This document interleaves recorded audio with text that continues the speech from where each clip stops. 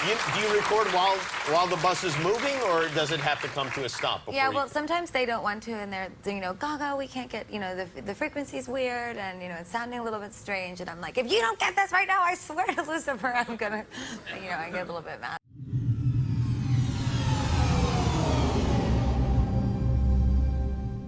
Throughout history, there have been numerous examples of dictators and political leaders that would stop at nothing to achieve absolute power, money, and notoriety. In the modern world, music and movie stars are often more recognizable globally than many world leaders. To be a superstar is to achieve the pinnacle of fame and fortune. In their struggle to break out into the mainstream, many will try anything, including Satan worship, or selling their souls to the devil, to achieve success. There have been numerous times this secret of the rich and famous leaked out into the public domain. The most notable were the Charles Manson murders of the 1960s. The truth is, the greatest trick the devil ever pulled was convincing the world he didn't exist. You may not believe it's real, but those in Hollywood do, and they practice it. Now hear it in their own words. This is the third temptation of Christ after he had renounced the economics of turn the stones into bread and the politics of worship me and you can rule the world. Satan, people don't speak about that very often, but you know how to become a political champion by worshiping Satan. I mean, it tells you that right in the text. After having transcended economics and politics, oh, would Jesus be just so light? So the devil took him up onto the tower of Herod's palace and says, oh, you're so ethereal, just cast yourself down and God will bear you up. And Jesus says, thou shalt not tempt the Lord thy God. That's the sense of temperance. Don't go up like a balloon. Stay on the ground.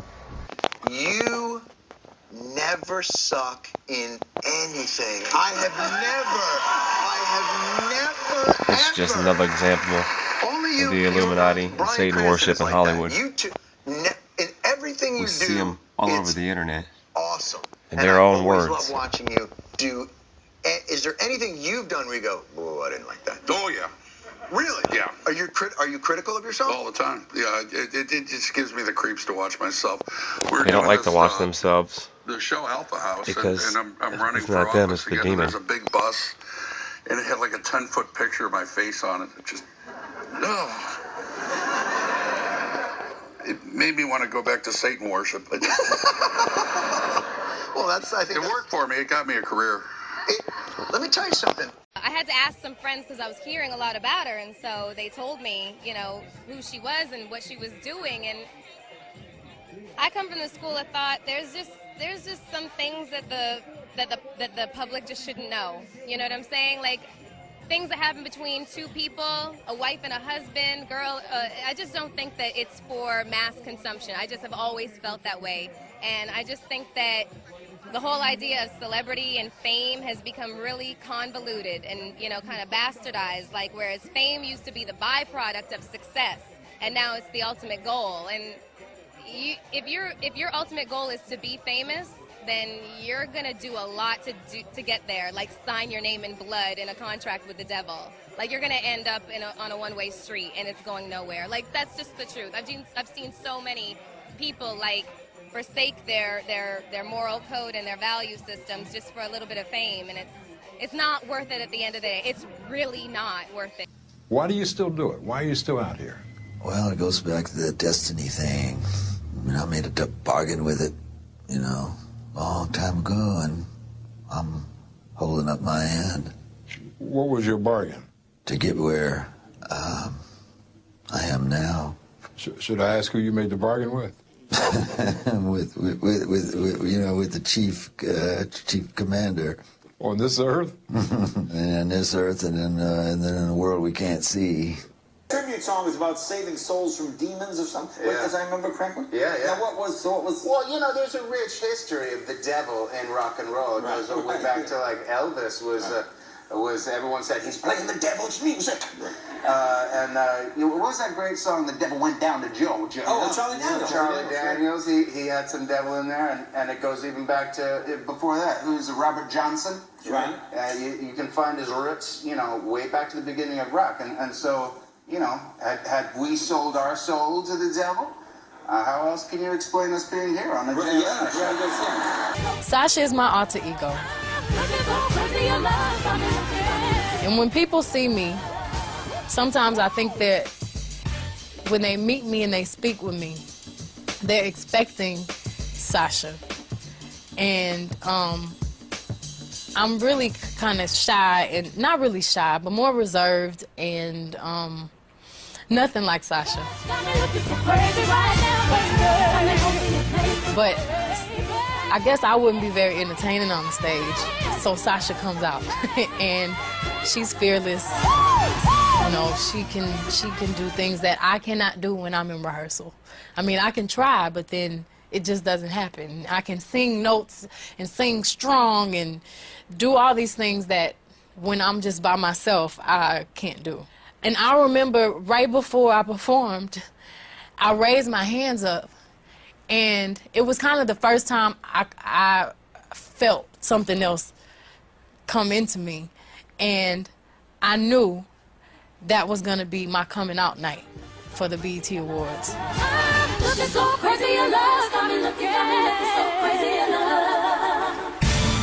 Roman is a crazy boy who lives in me, and he says the things that I don't want to say. He was born, just a few months ago. I think he was born out of rage. He was conceived in rage, so he bashes everyone. He threatens to beat people, and he's violent. That must be nice to have, like, an ignorant loudmouth who you can just sort of blame every... He wants to be blamed. I don't want to blame him. I ask him to leave, but he can't. He's here for a reason. People have brought him out. People conjured him up. Now he won't leave. Can you please bless us with a verse? Enter Roman. Waiting.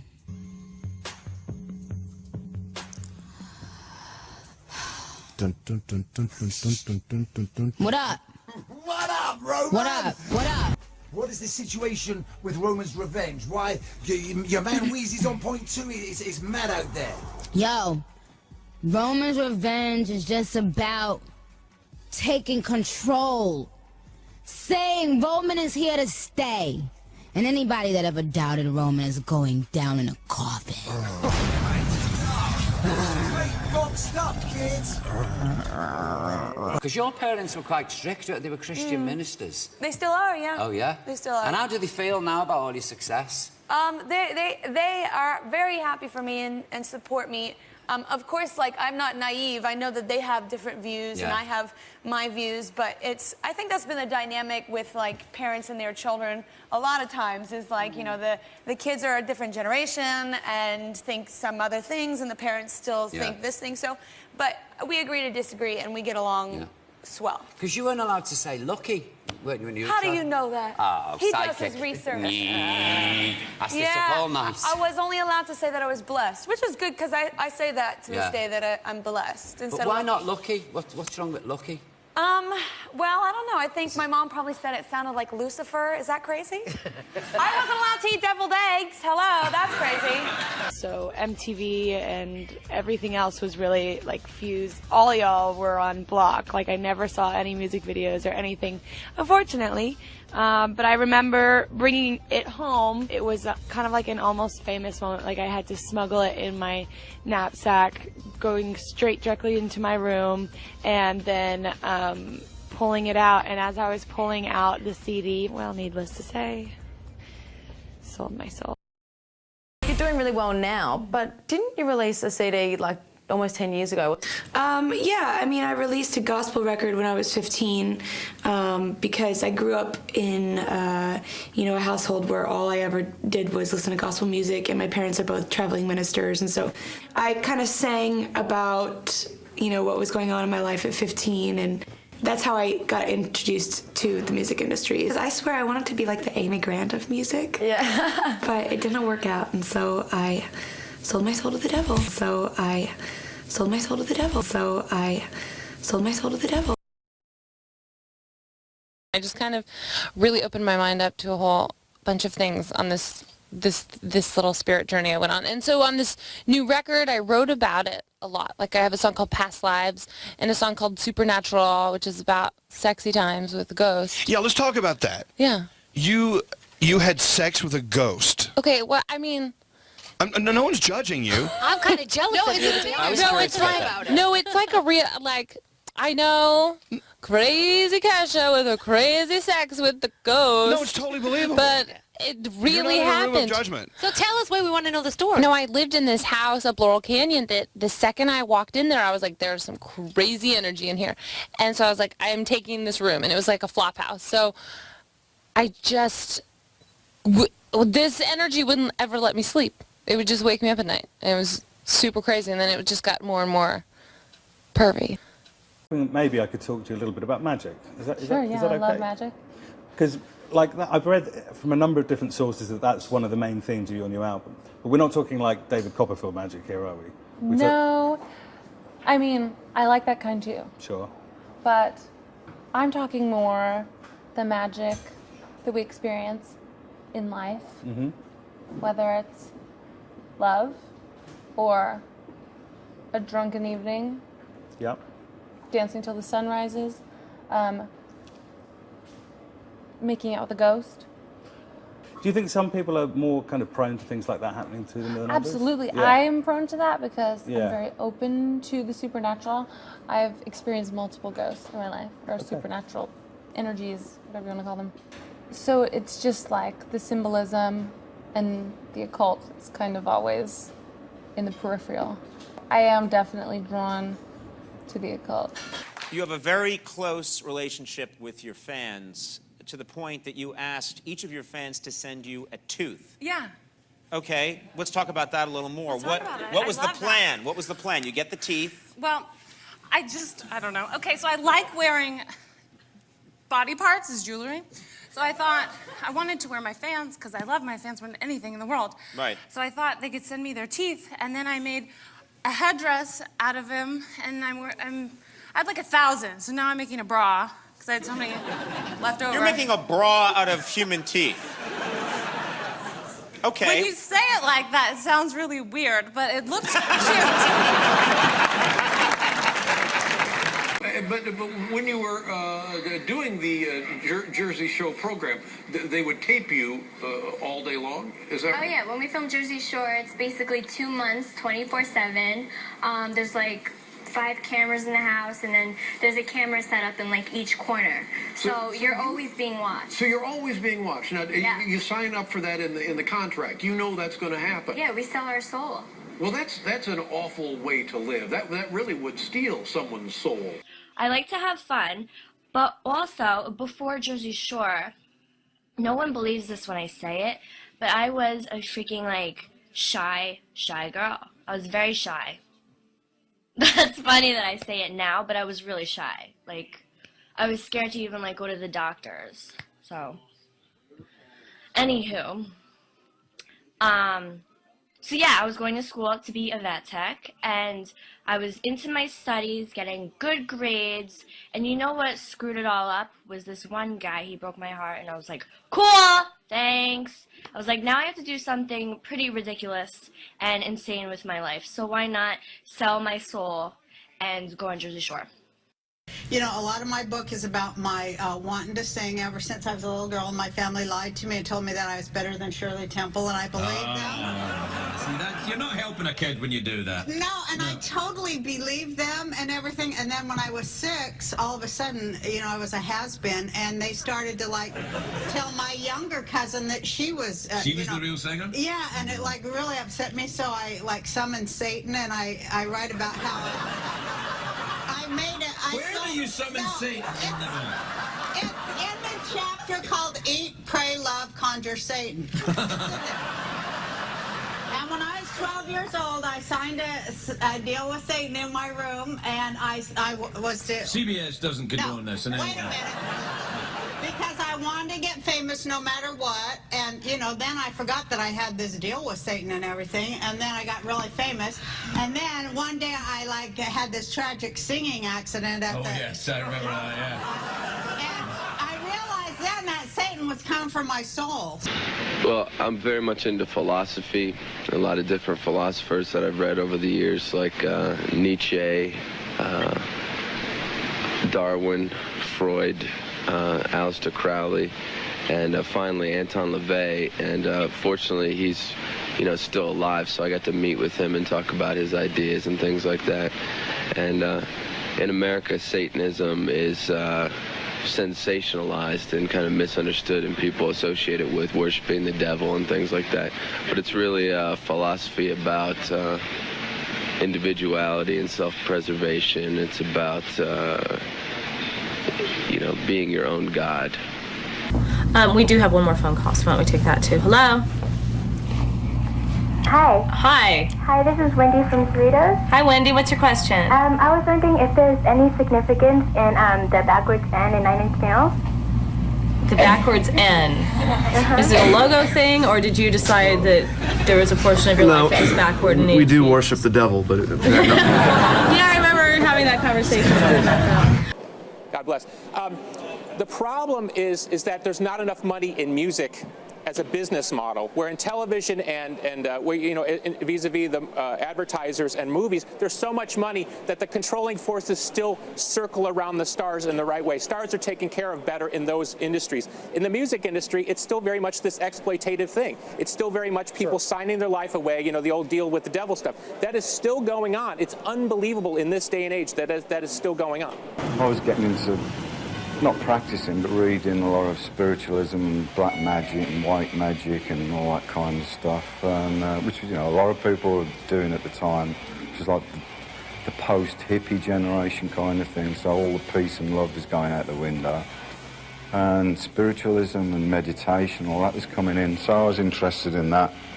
And somebody gave Ozzy this old 16th century book of black magic, and it was all written in, I think it was Latin, and he brought it round to my flat because he knew that I was interested in books and magic and all that kind of thing.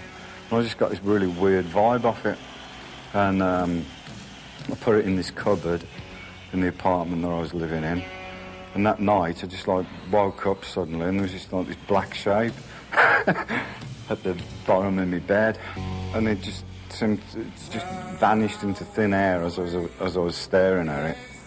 And I just had the thought, it's got to have something to do with this book that Ozzy brought round for me, and I like leapt out of bed, rushed to the cupboard to throw this book out, and the book was gone.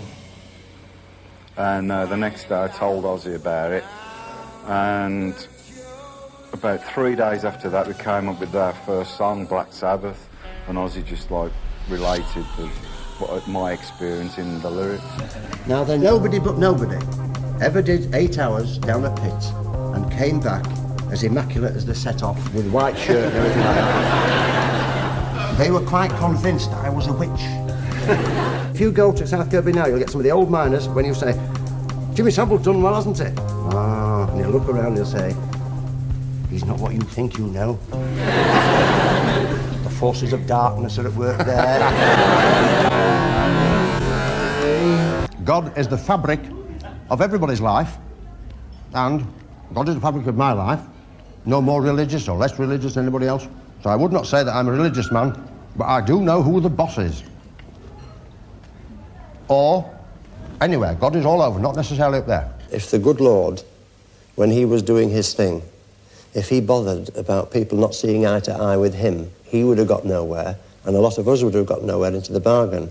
So therefore, you've got to square your shoulders and you've got to stand up to be counted, and you haven't really got to pay too much attention to whether people think that you're not doing the right thing. As long as your conscience is clear, then you're okay.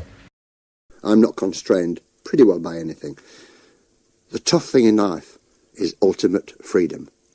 Ultimate freedom is the big challenge. Now, I've got it, and I can tell you there's not many of us that have got ultimate freedom.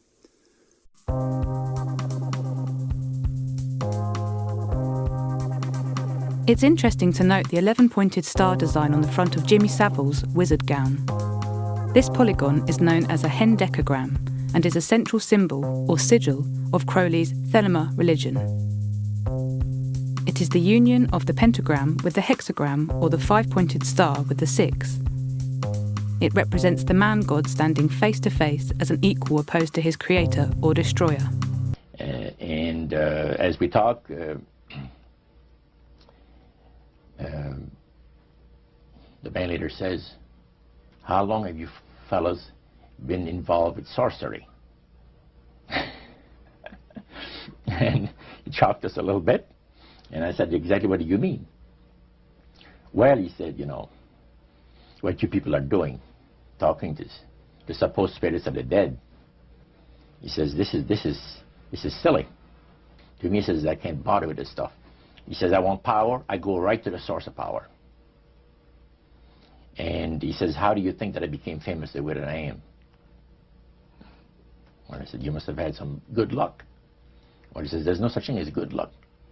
He says, "There's either some power working for you somewhere, or you don't get ahead in this world. Not in my type of occupation." He said, the supposed spirits of the dead that you're talking with are demon spirits. They're fallen angels. They're beautiful beings. Just set it out, just like that. Oh, yeah. It didn't make you uneasy when he said they were... Well, you know, it shocked you a little bit, you know. Something that you first hear mentioned to you. He said, "You guys have got a great future ahead of you. Because we've been told, the high priest of our society, secret society, has been told that the master has very special plans for you too." Now, what did he mean by the master? Satan. And we were interested to hear more about it. And he told us, he says, "Look, we worship spirits. We worship Lucifer and all his angels. They're just as beautiful as they did before they were cast out of heaven." He says, "There was a misunderstanding in the whole thing," he says, "among the inhabitants of the galaxies."